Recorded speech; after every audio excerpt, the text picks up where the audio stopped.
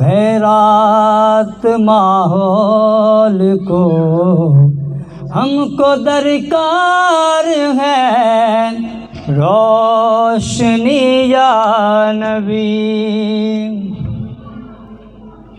اے نوید مسیحا تیری قوم کا حال عیسیٰ کی بھیڑوں سے ابتر ہوا۔ اے نوید مسیحا تیری قوم کا حال عیسیٰ کی بھیڑوں سے ابتر ہوا۔ اس کے کمزور اور بے ہنر ہاتھ سے، اس کے کمزور اور بے ہنر ہاتھ سے چھین لی چرخ نے برتری یا نبی۔ دے تو بسم کی خیرات ماحول کو ہم کو درکار ہے، روشنی یا نبی۔ دے تو بسم۔ جزاک اللہ۔ نعت رسول مقبول بہت ہی شاندار انداز میں پیش کر رہے تھے۔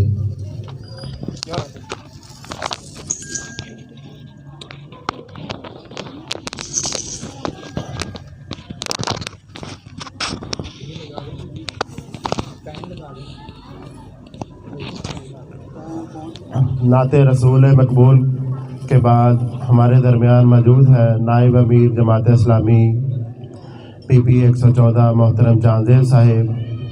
میں ان سے دعوت خطاب سے پہلے صرف ایک دو باتیں آپ سے شیئر کرنا چاہتا ہوں کہ یہ ستمبر کا مہینہ اگر دیکھا جائے تو ہمارے لیے دو چیزیں یہاں پہ بہت خاص ہوئی ہیں جس کا ذکر میں کرنا چاہتا ہوں۔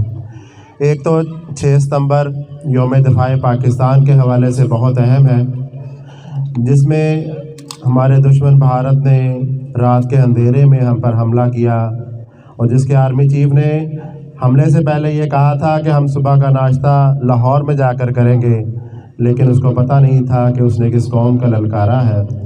اور پھر جب اس نے حملہ کیا تو پھر یہاں پر لوگوں نے اپنی فوج کے ساتھ مل کر اس کا جو حشر کیا وہ اس کی آئندہ نسلیں بھی یاد رکھیں گی۔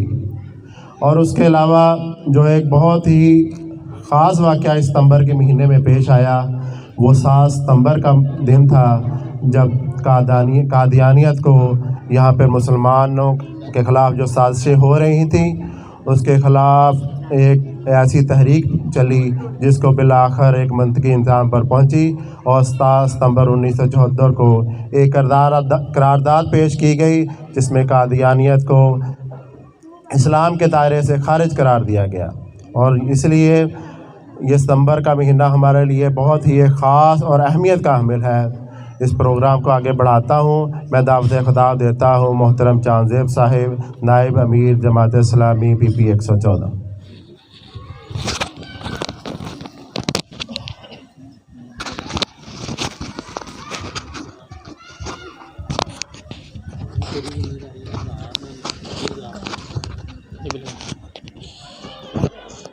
الحمدللہ رب العالمین، والصلاة والسلام علی رسولہ الکریم، خاتم الانبیاء والمرسلین، الطیبین والطاہرین، اما بعد، فاعوذ باللہ من الشیطان الرجیم، بسم اللہ الرحمن الرحیم۔ ان الذین قالوا ربنا اللہ ثم استقاموا تتنزل علیہم الملائکہ اللہ تخافوا ولا تحزنوا وابشروا بالجنة التي كنتم توعدون۔ صدق اللہ العظیم۔ رب اشرح لی صدری یسر لی امری واحلل عقدۃ من لسانی یفقہوا قولی رب زدنی علما ان اللہ وملائکتہ یصلون علی النبی یا ایہا الذین آمنوا صلوا علیہ وسلموا تسلیما اللہم صلی علی سیدنا محمد وعلی محمد کما صلیت علی ابراہیم وعلی آل ابراہیم انکا حمید مجید اللہم بارک علی محمد وعلی محمد کما بارکت علی ابراہیم وعلی آل ابراہیم انکا حمید مجید۔ میرے انتہائی واجب الاحترام بزرگوں، نوجوان ساتھیوں اور ننھے منھے مجاہدوں، آج جے آئی یوتھ کے زیر اہتمام یہ جو کنونشن عزم نو کے نام سے منعقد کیا گیا ہے، میں اس کے انعقاد پر اس علاقے کے صدر علی رضا کو اور ان کی پوری ٹیم کو مبارکباد پیش کرتا ہوں اور ان نوجوانوں کو خراج تحسین پیش کرتا ہوں جنہوں نے اس عزم نو کنونشن کو بھرپور انداز میں اپنے اس علاقے میں منعقد کیا ہے۔ اور میں سمجھتا ہوں کہ یہ آواز، نوجوانوں کی آواز پوری دنیا میں گونجتی ہے کہ جب یہ نوجوان عزم کر لیتے ہیں، ارادہ کر لیتے ہیں تو بڑے بڑے پہاڑ سر کر لیتے ہیں۔ میں سمجھتا ہوں کہ اس یوتھ کے پروگرام کو کامیاب بنانے کے لیے جن لوگوں نے سرپرستی کی ہے، جن لوگوں نے مدد کی ہے، وہ بھی مبارکباد کے مستحق ہیں۔ میرے بھائیوں، میرے دوستوں، پاکستان جو اسلام کے نام پر بنا تھا، اس تحریک کے اول دستے نوجوان ہی تھے جنہوں نے اس پاکستان کی تحریک کو عروج پر پہنچایا۔ میں سمجھتا ہوں یہ پاکستان اسلام کی بنیاد ہے، یہ کلمے کی بنیاد ہے، یہ اسلام کے احیاء کی بنیاد ہے۔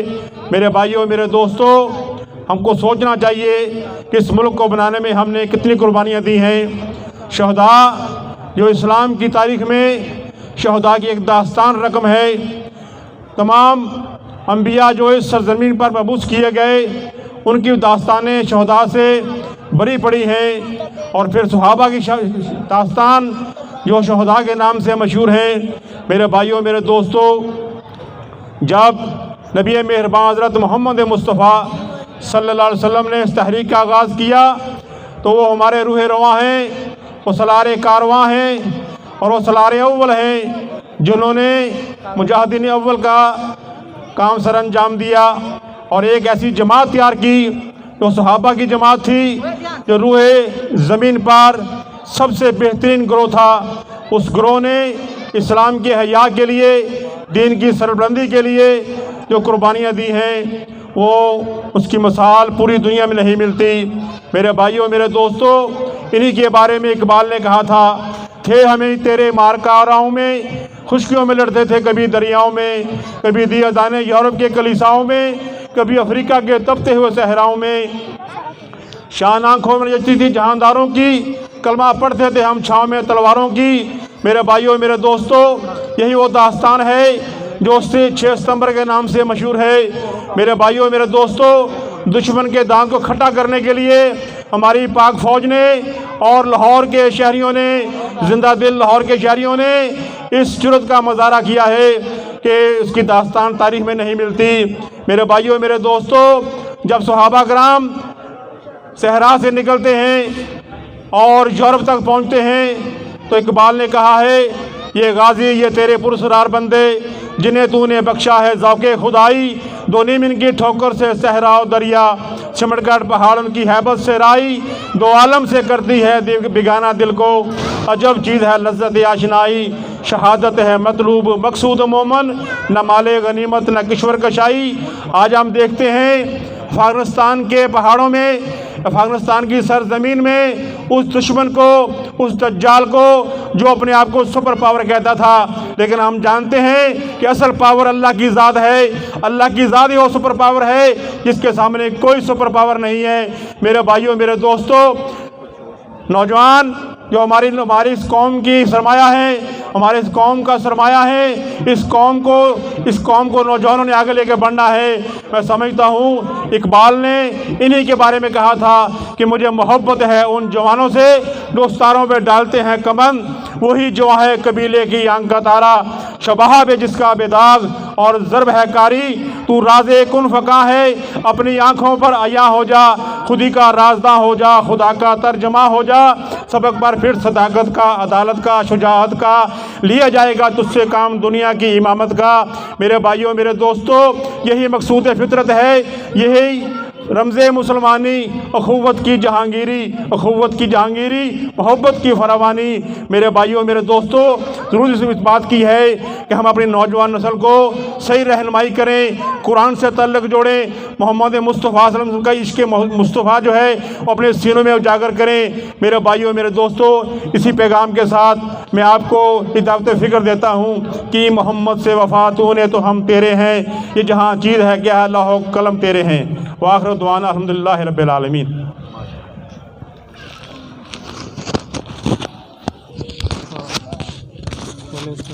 व्हाट्सएप पर आप कर लें, कैमरा भाई कर लेते हैं।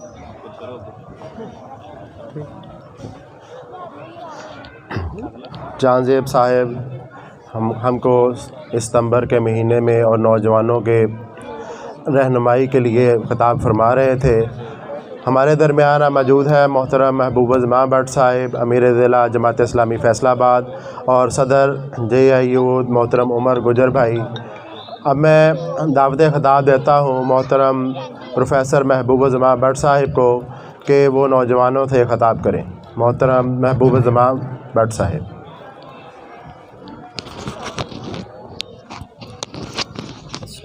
वालेकुम अस्सलाम। अल्हम्दुलिल्लाहि रब्बिल आलमीन वस्सलातु वस्सलामु अला रसूलिल करीम व अला आलिहि व अस्हाबिहि अजमाइन। अम्मा बाद फ़ौज़ु बिल्लाहि मिनश शैतानिर रजीम। बिस्मिल्लाहिर रहमानिर रहीम। रब्बि इश्रह ली सदरी व यस्सिर ली अमरी वहलुल उक़दतम मिन लिसानी यफ़क़हू क़ौली। सदक़ल्लाहुल अज़ीम। हज़रात गिरामी, आज नौजवानों ने यौम दिफ़ा के हवाले से इस तक़रीब का इनेकाद किया है। यहाँ पर मौजूद चंद बुज़ुर्गों के अलावा अक्सर लोग के जो नौजवान हैं उनको उस यौम दिफ़ा और 6 सितंबर की जंग जो है उसके बारे में बहुत कम मालूमात हैं। ये 6 सितंबर की जंग जो है ये भी बुनियादी तौर पर कश्मीर के लिए लड़ी गई थी। वो कश्मीर के जिस पर आज इंडिया ने कब्ज़ा किया हुआ है और तमाम कवानीन को पसे पुश डालकर उसने उसको अपना हिस्सा बना लिया है।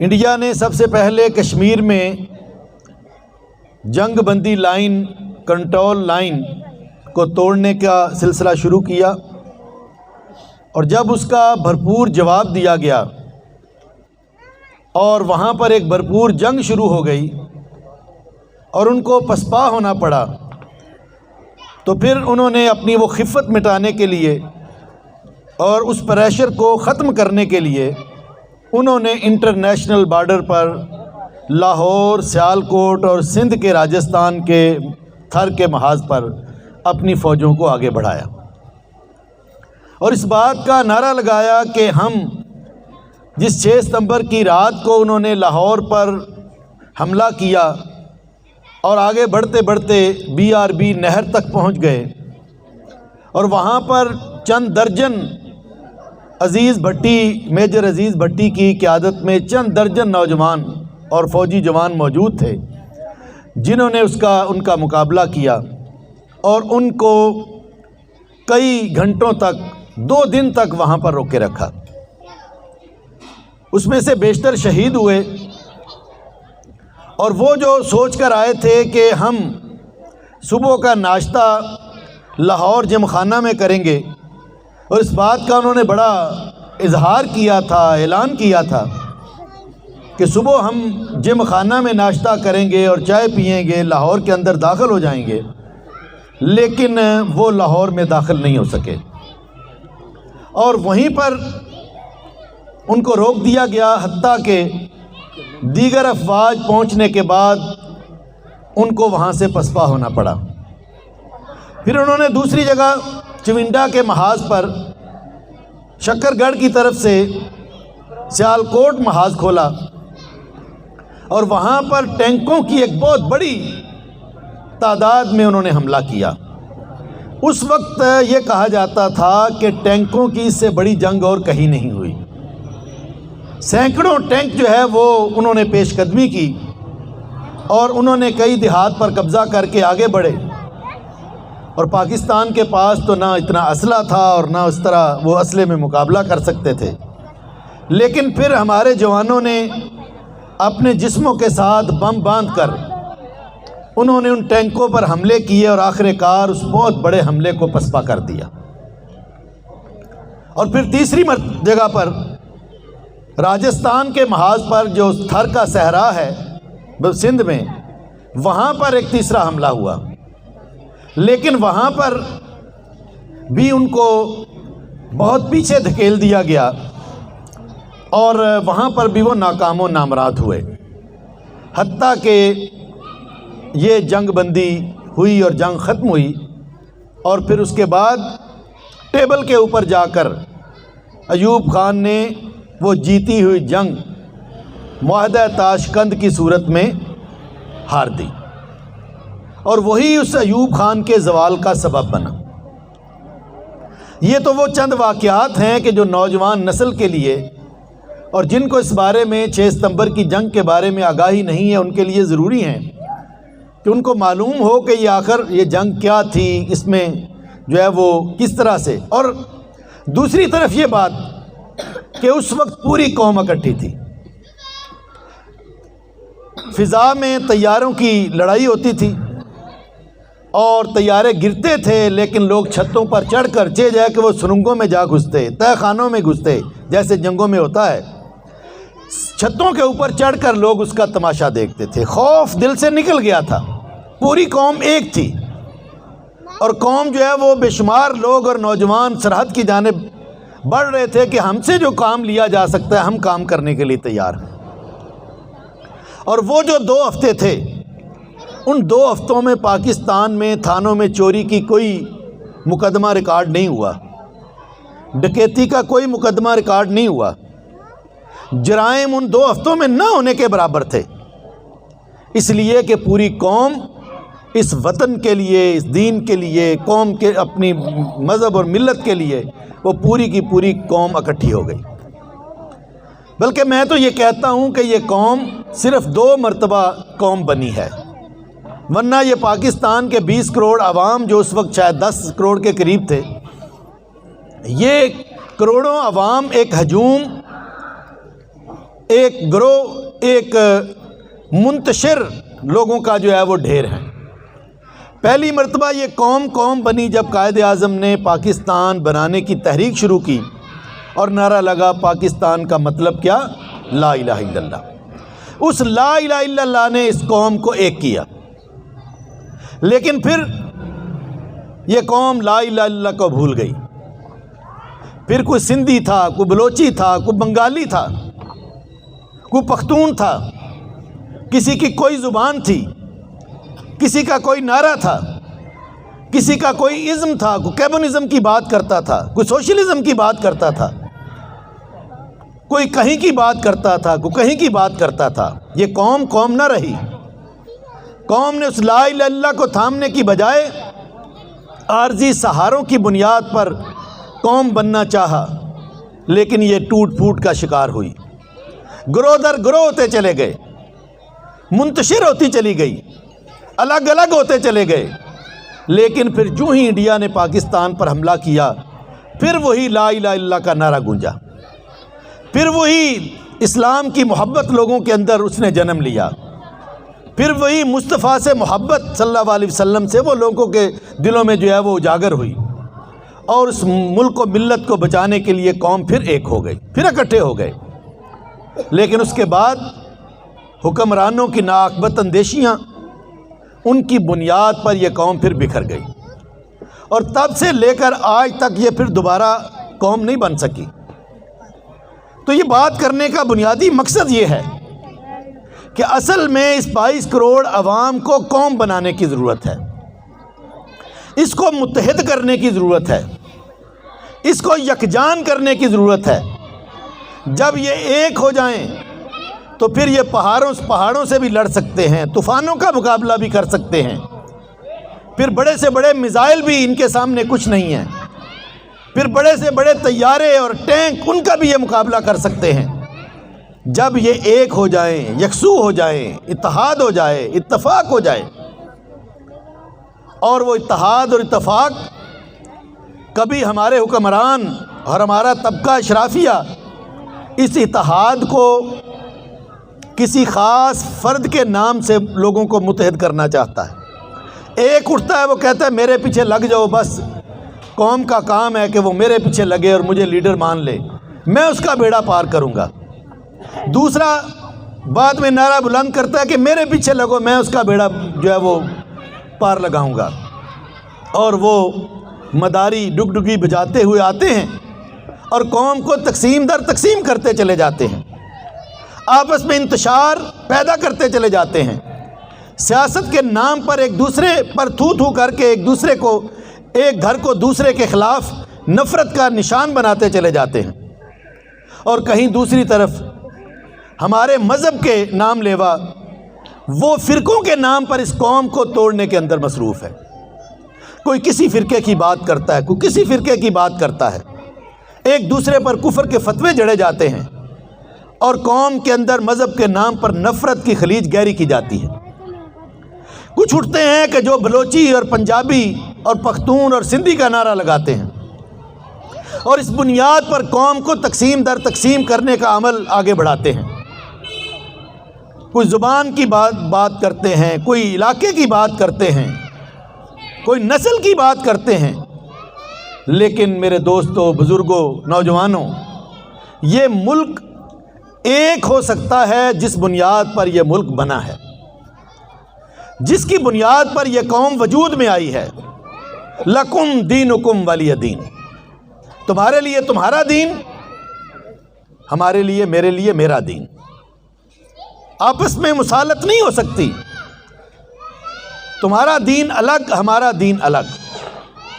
बुनियादी तौर पर यह पाकिस्तान चूँकि कलमे की बुनियाद पर वजूद में आया है, इसलिए इस ला इलाहा इल्लल्लाह की बुनियाद पर यह 98% अवाम इकट्ठे हो सकते हैं। मुझे बताएं कि आज बेअमल कौम है, लेकिन जब हजूर अकरम सल्लल्लाहु अलैहि वसल्लम से मोहब्बत की बात आती है, ये कौम एक होती है कि नहीं होती? और बाकी कुछ भी होता चला जाए, इस कौम को कोई परवाह नहीं होती। इसलिए जो इसकी बुनियाद है, जब तक उस बुनियाद से इसको इकट्ठा नहीं किया जाएगा, उस वक्त तक इस पाकिस्तान का दिफा मुमकिन नहीं है। और आप जानते हैं कि वही यौम दिफा 6 सितंबर 1965 को जब जंग लड़ी गई, उसके ठीक 6 साल के बाद यही पाकिस्तान दोलख्त हो गया था।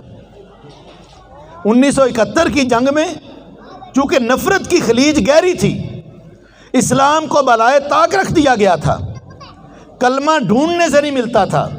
बंगालियों ने कहा कि हमारे लिए एक अलग मुल्क चाहिए, हम पाकिस्तानियों के साथ रहना नहीं चाहते। और आखिरकार उन्होंने अपने अलग मुल्क बांग्लादेश की सूरत में अलग मुल्क हासिल कर लिया। पाकिस्तान तो टूट गया।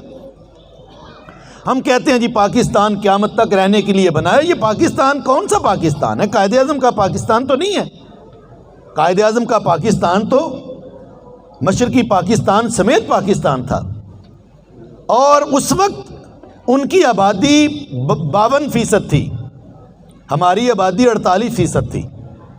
यानी कि वो हमसे मगरबी पाकिस्तान से ज़्यादा तादाद थी उनकी, बड़ा हिस्सा अलग हो गया था।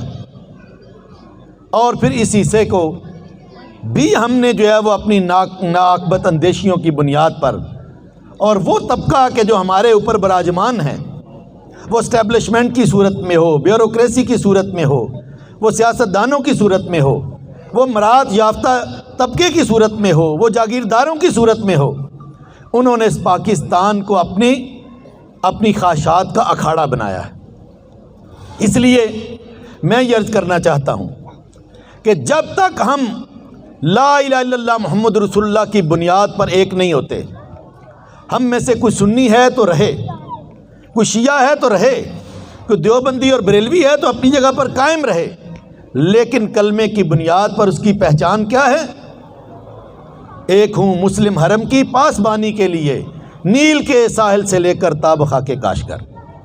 ہمیں اپنے مسلم ہونے پر فخر ہونا چاہیے، ہمیں اپنے پاکستانی ہونے پر فخر ہونا چاہیے۔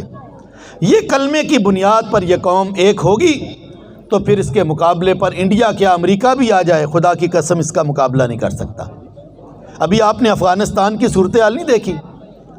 ان بوریا نشینوں کے پاس کیا تھا؟ کوئی طیارے تھے، کوئی ٹینک تھے، کوئی بڑی بڑی گنیں تھیں، کوئی بڑے بڑے سٹنگر میزائل تھے؟ کچھ بھی نہیں تھا، فاقہ کش تھے، لیکن ایک کلمے کی بنیاد پر انہوں نے اس جہاد کو جاری رکھا۔ انہوں نے کہا کہ ہمارے پاس رب ہے، تمہارے پاس ساری دنیا ہے، ہمارے پاس محمد صلی اللہ علیہ وسلم کی محبت اور غلامی ہے، تمہارے پاس نیٹو کی 60-70 ممالک کی طاقت ہے، 3 لاکھ سے زیادہ فوجیں ہیں، پوری دنیا کا اسلحہ ہے، اقوام متحدہ ہے، پوری دنیا کے تمام ممالک تمہارے ساتھ ہیں، لیکن ہمارے لیے تو اللہ ہی کافی ہے۔ تو پھر جب اس پر بھروسہ کیا تو اللہ کافی ہوا کہ نہیں ہوا؟ ساری دنیا کی طاقتیں، ساری دنیا کی جاسوسی، ساری دنیا کے طیارے، سب کچھ ترقی ایک طرف، ٹیکنالوجی ایک طرف، لیکن وہ ٹیکنالوجی وہاں سے دم دبا کر بھاگی کہ نہیں بھاگی؟ وہاں سے ذلیل و رسوا ہو کر نکلے کہ نہیں نکلے؟ اس لیے یہ بات ہمیں سمجھ لینی چاہیے کہ اس ملک کا دفاع کرنا ہو، اس ملت کا دفاع کرنا ہو، اس کی ترقی کی بات کرنی ہو، اس کی معیشت کو بہتر بنانا ہو، اس کے اندر عادلانہ نظام نافذ کرنا ہو، یہاں پر چھوٹے بڑے کی تمیز ختم کرنا ہو، یہاں پر ظلم کے نظام کو ختم کرنا ہو، تب تک نہیں ہو سکتا کہ جب تک ہم محمد رسول اللہ صلی اللہ علیہ وسلم کا دامن ہاتھ میں نہ تھامیں، جب تک اس نظام مصطفیٰ کے لیے جستجو نہ کریں، جب تک اس نظام مصطفیٰ کی جد و جہد نہ کریں، اس وقت تک اس پاکستان کی کشتی ہمیشہ ڈاواں ڈول رہے گی، یہ پاکستان کا دفاع ہمیشہ خطرے میں رہے گا۔ ہم بچپن میں سنتے آئے ہیں کہ بڑے نازک حالات ہیں، پاکستان بڑے نازک حالات سے گزر رہا ہے۔ آپ مجھے بتائیں کوئی ایسا موقع آیا جب نازک حالات نہ ہوں؟ آج بھی نازک حالات ہیں، آج سے 10 سال پہلے بھی نازک حالات تھے۔ یہ اس لیے ہیں کہ ہم نے اپنے اصل مقصد کو فراموش کر دیا۔ تو میں آپ کو یہ بات اس کی دعوت دیتا ہوں کہ جماعت اسلامی وہ واحد جماعت ہے کہ جو اس نظام مصطفیٰ اور اللہ کی دھرتی پر اللہ کے نظام کی جد و جہد کرتی ہے۔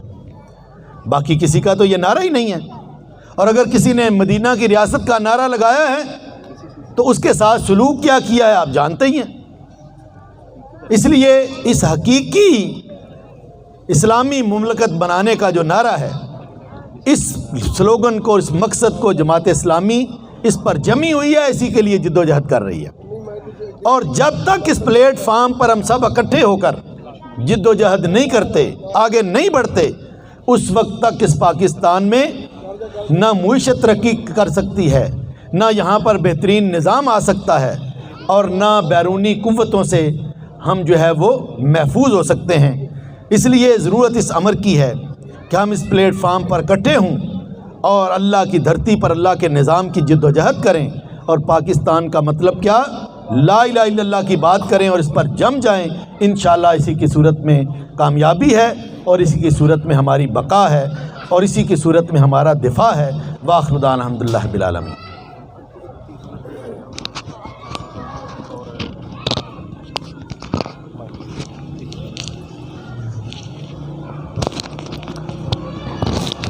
جزاک اللہ جی۔ محبوب زمان بٹ صاحب جو ہمارے مربی بھی ہیں، ہمارے رہنما بھی ہیں، ہم کو ایک قوم بنانے کے لیے کیا کیا چیزیں چاہیے اس کے بارے میں بتا رہے تھے۔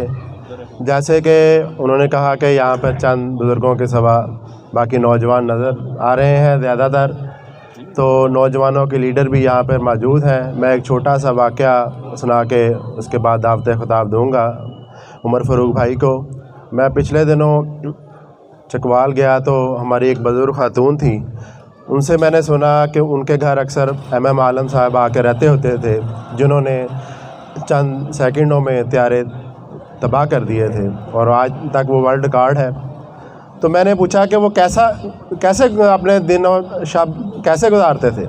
تو انہوں نے بتایا کہ وہ رات کو بھی میں بعض ٹائم اٹھ کے دیکھتی تھی تو وہ قرآن کی تلاوت کرتے ہوئے رو رہے ہوتے تھے.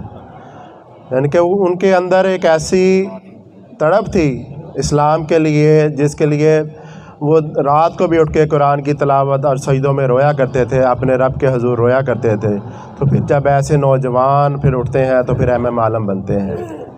اب میں دعوت خطاب دیتا ہوں جے آئی یوتھ کے صدر محترم عمر فاروق گجر صاحب کو, جو صدر جے آئی یوتھ ضلع فیصلہ آباد ہے, کہ آئے اور نوجوانوں سے خطاب کریں اور ان کو آئندہ کا روڈ میپ بھی فراہم کریں.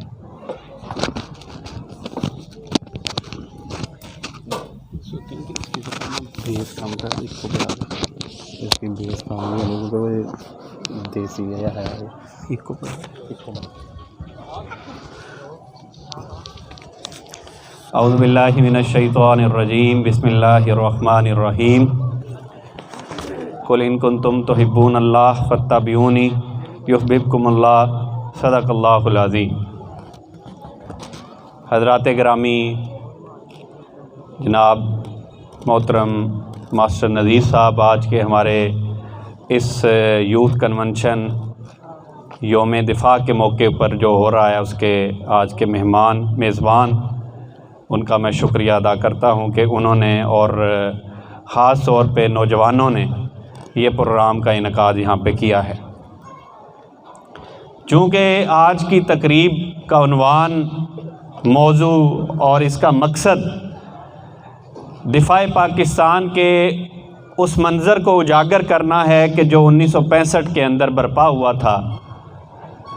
اور ہمارے بزرگ یہ جانتے ہیں کہ اس وقت کیا ولولہ، جوش اور جذبہ تھا. اور اس وقت نوجوانوں نے، ہماری افواج نے اور ہماری پوری قوم نے جس عزم اور ہمت اور حوصلے کے ساتھ یہ جنگ لڑی، وہ اس خطے کے اندر، ہر ملک کے اندر یاد رکھی گئی. اور اس کا تذکرہ آج بھی ہوتا ہے کہ جب سرحد پار کر کے آنے والے 2 جہازوں کو 28 مارچ 2020 میں گرایا جاتا ہے تو وہ جو ناشتہ کرنے آئے تھے ان کو چائے پلائی جاتی ہے، اور چائے پلا کے اس پائلٹ کو سرحد پار کروائی جاتی ہے کہ جا کے بتائے. پرانے وقتوں میں جب جنگیں ہوا کرتی تھی تو جب کوئی حملہ آور آتا تھا تو جب اس کو شکست ہوتی تھی تو اس میں سے ایک بندے کو، جو کہ افغانستان نے جس کی مثال 1900 کے آغاز میں رکھی کہ جب برطانیہ نے حملہ کیا تو اس کا ایک فوجی آخری جو بچ گیا اس کو انہوں نے واپس بھیجا کہ جاؤ جا کے حالات بتاؤ کہ افغانستان کا رخ نہ کرنا. اسی طرح ہم نے بھی اس کو واپس بھیجا کہ جا کے ہندوستان والوں کو بتاؤ کہ اس طرف رخ نہیں کرنا. یہاں پہ لاکھ مسلمان فرقوں کے اندر، گروہوں کے اندر، پارٹیوں کے اندر تقسیم ہو، لیکن جب ملک پاکستان کی بات آئے گی تو سب یکجا ہیں، متحد ہیں اور ایک ہیں. ایسی بات ہے کہ نہیں ہے؟ اور ہم یہ بات کرتے ہیں. ہمارے آج کے مہمان خصوصی محبوب الزماں بٹ صاحب نے بھی یہ بات کی ہے کہ اس کے 6 سال کے بعد ہم نے شکست کھائی، اور اس کے اندر جن جن لوگوں نے دفاع پاکستان کے لیے اپنی جانوں کے نذرانے پیش کیے، جنہوں نے 10,000 نوجوان البدر اور شمس کی صورت کے اندر اس ملک پاکستان کے لیے قربان کیے، بنگلہ دیش کے اندر، بنگال، مشرقی بنگال کے اندر، وہ اس کا نتیجہ آج بھی وہاں پہ بنگلہ دیش کے اندر، جیلوں کے اندر، پھانسیوں کی صورت کے اندر چکا رہے ہیں. وہ جو حوصلہ اور نعرہ اور اس وقت ہمت کے ساتھ جو انہوں نے دفاع پاکستان کا نعرہ لگایا تھا، آج 45-47 برس گزرنے کے بعد بھی وہ اس کا آج اس نعرے کی لاج رکھ رہے ہیں۔ ان کی ساری جتنی قیادت تھی جماعت اسلامی کی، جس نے 1971 کے اندر دفاع پاکستان کے لیے جانیں قربان کی تھی، 1965 کے اندر اسلامی جمعیت طلبہ کے نوجوان ٹینکوں کے اندر آگے لیٹ گئے تھے بھارت کے کہ ہم لاہور تک ان کو نہیں پہنچنے دیں گے، اور بنگال کے اندر بھی 10,000 نوجوانوں کی قربانیاں جماعت اسلامی نے اس لیے پیش کی کہ یہاں پہ انڈیا کو ہم نے نہیں آنے دینا، کہ ملک پاکستان جو لا الہ الا اللہ کی بنیاد پہ حاصل کیا گیا ہے، جو ایک عظیم مقصد کے لیے حاصل کیا ہے، جو ریاست مدینہ کے بعد پہلی مرتبہ ایک ایسی ریاست بنی ہے کہ جس کی حفاظت ہم نے کرنی ہے، اس کے مقصد کے لیے انہوں نے وہاں پہ قربانیاں دی۔ آج بھی کل کی خبر ہے کہ ان کے ایک لیڈر کو اس جرم کے اندر پھانسی دے دی گئی کہ 1971 میں پاکستان کا ساتھ کیوں دیا تھا۔ 2013 سے آج تک 8 سال ہو چکے ہیں، کوئی سال کوئی مہینہ ایسا نہیں گزرتا جب ان کی صلاحوں کے پیچھے سے کوئی ایک لاش جو ہے پاکستان کی محبت کے لیے باہر نہیں نکلتی۔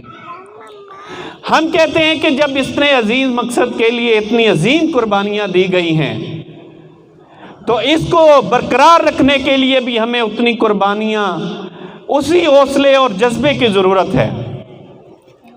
ہمارے لیڈروں نے ہمیں جتنا تقسیم کیا ہے، ہمیں نظریاتی حوالے سے کمزور کرنے کے لیے وہ کوششیں کی گئی ہیں۔ پوری انڈیا کی جو میڈیا انڈسٹری ہے، فلم انڈسٹری، وہ اٹھا کر پاکستان کے سینموں کے اندر رکھ دی گئی۔ جتنا ان کا پرنٹ اور الیکٹرانک میڈیا جو وہ بکواس کر سکتا تھا اس کو یہاں پہ پذیرائی دی گئی۔ جتنا کچھ وہاں پہ انڈیا کے بل بوتے کے اوپر ہو سکتا تھا، یہاں پہ ہمارے لیڈروں نے اس کو یہاں پہ پروان چڑھایا۔ ہمیں گروہوں کے اندر بانٹا، ہمیں فرقوں کے اندر تقسیم کیا، ہمیں تبدیلی کے نام کے اوپر، آج تبدیلی کا جو نعرہ ہے، سب سے زیادہ ملک پاکستان کی اگر سلامتی کو نقصان پہنچایا ہے تو اس پارٹی نے پہنچایا ہے، اس شخص نے پہنچایا ہے۔ کشمیر کے اندر آج 2 سال ہو چکے ہیں کرفیو کا، اور وہ ان کو دے دیا، معاہدہ کر دیا، اس کے اوپر عمل پیرا ہیں۔ 2 سال سے کشمیر ان کو دے دیا۔ جب ہم یہ بات کرتے ہیں تو کہتے ہیں کہ آپ تو پاگل ہیں، ہم نے تو وہاں پہ کشمیر کا مقدمہ بڑے اچھی طرح سے لڑا ہے، جبکہ اقوام متحدہ کے اندر تو ان کو نکال دیا گیا تھا، بیٹھنے نہیں دیا جہاں پہ یہ فیصلہ کیا۔ اور مودی نے ہر وہ طریقہ آزمایا کہ جس کی بنیاد کے اوپر پاکستان کو کمزور کیا جاتا اور کشمیر کو اپنے ساتھ ملایا جاتا ہے۔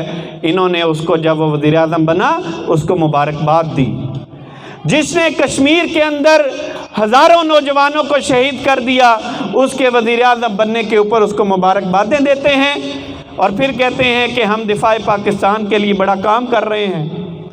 بات کرنے کا مقصد یہ ہے کہ جو بھی حکمران آیا ہے اس نے دفاع پاکستان کی وہ نظریاتی سرحدیں ہوں یا جغرافیائی سرحدیں ہوں، اس کو نقصان پہنچایا ہے، اس کے لیے قوم کو ایک ہونے نہیں دیا۔ ہم کہتے ہیں کہ جس طرح 1965 کے اندر یہ جذبہ اور ہمت اور حوصلہ تھا، کارگل بھی ہم نے دیکھا، ہم نے کشمیر کا محاذ بھی دیکھا، ہم نے 1971 ڈھاکہ علیحدہ ہوتے بھی دیکھا۔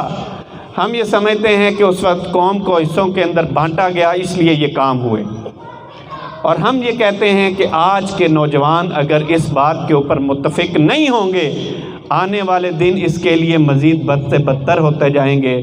اس ملک کے عوام پستی بھی رہے گی اور اس کی نظریاتی سرحدیں کمزور ہوتی جائیں گی، اور وہ جو نظریہ لا الہ الا اللہ کی بنیاد پر، ریاست مدینہ کی مثال کے اوپر، مدینہ نبی اکرم صلی اللہ علیہ وآلہ وسلم نے جب وہ ریاست بنائی، پہلی ریاست دنیا کے اندر اسلام کی بنیاد پہ جب بنی، تو غزوہ احزاب کا آپ کو معلوم ہوگا کہ اس کے اندر کیا ہوا۔ پورا عرب سارے لاؤ لشکر کٹھے کر کے وہ آ گئے، 10,000 کا لشکر، سارے عرب کے جتنے کفار تھے، انہوں نے کہا کہ ہم نے اس کو ریاست کو مٹانا ہے۔ وہ کٹھے ہو گئے، سارے سردار کٹھے ہو گئے، انہوں نے اسلحہ جمع کیا، اونٹ جمع کیے، گھوڑے جمع کیے، تلواریں جمع کی، اور شام اور ایران سے بڑی تعداد کے اندر تجارت کر کے مال اکٹھا کیا کہ ہم نے مدینہ کے اوپر چڑھائی کرنی ہے۔ اور جب غزوہ احزاب برپا ہوا تو نبی اکرم صلی اللہ علیہ وسلم کے پاس چونکہ ایک نئی ریاست تھی، قسمہ پرسی کا عالم تھا، مہاجرین بڑی تعداد کے اندر مدینہ کے اندر موجود تھے، انصارین نے جو ان کو پناہ دی تھی، لیکن وہاں کے حالات اچھے نہیں تھے، لیکن ایک بات کے اوپر وہ یکسو تھے کہ ہم نے اس کی حفاظت کرنی ہے۔ انہوں نے کہا، حضرت سلمان فارسی کی تجویز کے اوپر انہوں نے خندق کھود لی، اور خندق کھودتے ہوئے ایسے عالم تھے کہ اگر صحابہ کے پیٹ کے اوپر ایک پتھر بندھا تھا تو ان کے لیڈر نبی اکرم صلی اللہ علیہ وآلہ وسلم کے پیٹ کے اوپر 2 پتھر بندھے تھے، اور جب کوئی پتھر آتا تھا تو نہیں ٹوٹتا تھا تو نبی اکرم صلی اللہ علیہ وسلم کدال لے کر اس کے اوپر ضرب مارتے تھے اور وہ ٹوٹتا تھا۔ ہم چاہتے ہیں کہ یہ لیڈر کی اسپرٹ ہے کہ اگر میرے اور آپ کے پاس پہننے کے لیے، کھانے کے لیے چیزیں، خوراک نہیں ہے، پہننے کے لیے کپڑے نہیں ہیں، ہماری گلیاں گندی ہیں، تو بنی گالا کی گلیاں کیسے صاف ہو سکتی ہیں؟ ان کے تن کے اوپر بیش قیمتی لباس کیسے ہو سکتے ہیں؟ اگر اس قوم کے بچے جو ہے وہ گندگی کے ڈھیر کے اوپر ملتے ہیں تو ان کے بچے کیوں لندن کے اندر پڑھتے ہیں؟ شہباز شریف اور نواز شریف نے 5 سال ہمارے اوپر حکومت کی اور آج لندن کے اندر عیاشی کر رہے ہیں، ان کے بچے بھی وہیں پہ ہیں، وہ بھی وہیں پہ ہیں، اور باقی جو ادھر ہیں ان کا بھی دل یہی ہے کہ تیار ملے اور ہم وہاں پہ جائیں۔ ہم کہتے ہیں کہ یہ لوگ ملک پاکستان کو نقصان دینے والے ہیں، اس کی حفاظت کرنے والے نہیں ہیں۔ اس کا اگر بیڑا اٹھانا ہے تو عوام الناس نے، اس ملک کی عوام نے اٹھانا ہے، اور اس سے آگے بڑھ کر اس کا اگر بیڑا اٹھانا ہے تو وہ نوجوانوں نے اٹھانا ہے، کیونکہ اللہ تعالیٰ نے ان کو ہر وہ صلاحیت، ہمت اور جذبہ دیا ہے کہ جو ہونا چاہیے، اور سب سے بڑھ کر وہ مسلمان ہیں اور کلمہ گو ہیں۔ ہم چاہتے ہیں کہ نوجوان اس بنیاد پہ آگے بڑھیں، اپنے آپ کو منوائیں، اور اس مقصد اور اس کاز کے لیے اپنے آپ کو وقف کریں کہ ہم نے پاکستان کی بہتری، ترقی اور سلامتی کے لیے ہم نے اپنی کوشش کرنی ہے۔ ہم نے اس مقصد کو سامنے رکھا، اور ہم نے JI Jamaat Islami youth wing کو پورے فیصل آباد اور ملک پاکستان کے اندر منظم کرنے کے لیے ہم نے ہر محلے کی سطح کے اوپر ایک ٹیم بنانے کا عزم کیا۔